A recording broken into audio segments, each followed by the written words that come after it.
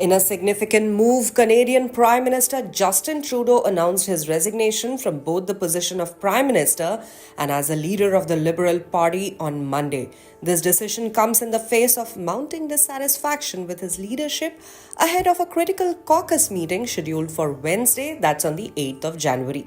Trudeau has stated that he will remain in office until the party elects a new leader, ensuring a smooth transition for the party as it prepares for the upcoming parliamentary election.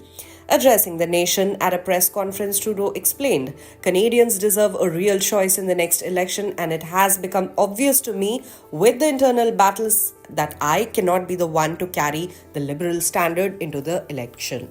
Addressing the nation at a press conference, Trudeau explained, "Canadians deserve a real choice in the next election, and it has become obvious to me with the internal battles that I cannot be the one to carry the Liberal standard into the next election." His resignation comes as part of an effort to maintain some level of stability within the party ahead of the impending election.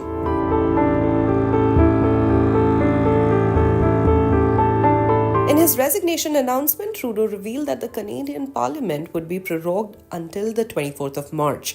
This strategic move suspends parliamentary activities without formally dissolving the government, allowing for the continuation of current policies and temporarily avoiding a confidence vote. Trudeau defended his decision, stating, "I am a fighter. Every bone in my body has always told me to fight because I care deeply about Canadians. And the fact is, despite best efforts to work through it, Parliament has been paralysed for months." He went on to explain that the prorogation was necessary to reset Parliament amidst obstruction, filibustering, and a total lack of productivity that had plagued the institution for several months. The prorogation allows the government to sidestep the risk of losing a confidence vote, which was expected to occur later in January. The Liberal Party had been unable to secure sufficient support from the New Democratic Party, that is the NDP, for the vote, and without the NDP backing, the government risked collapse.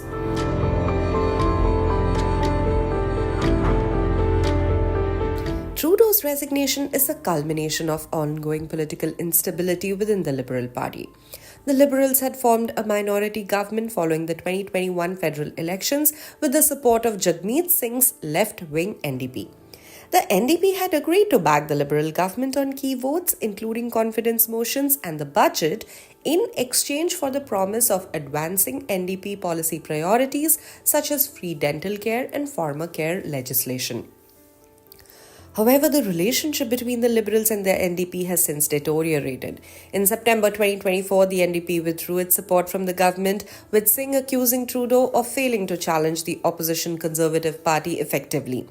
This withdrawal, coupled with Singh's outspoken ambitions to challenge Trudeau in the next election, has further destabilized the Liberal government.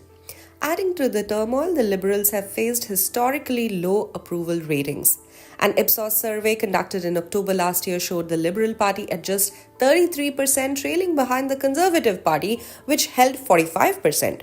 Trudeau's own approval rating fell sharply, dropping to an all-time low of 26%, down from 54% in February 2021.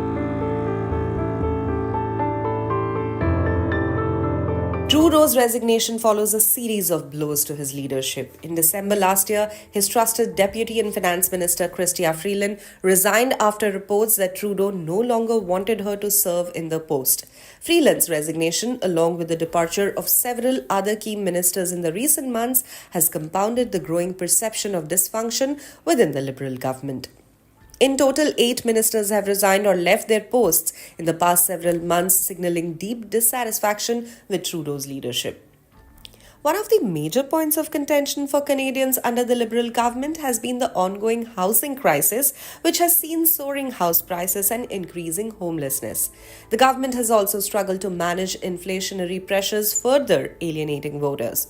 Trudeau's handling of the housing crisis, as well as his failure to address rising political divisiveness, has become a focal point of criticism.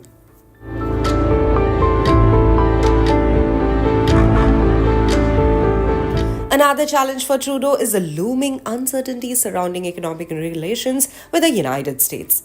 With the upcoming inauguration of US President-elect Donald Trump, there are growing concerns in Canada about the potential impact of economic protectionism, particularly in the trade sector.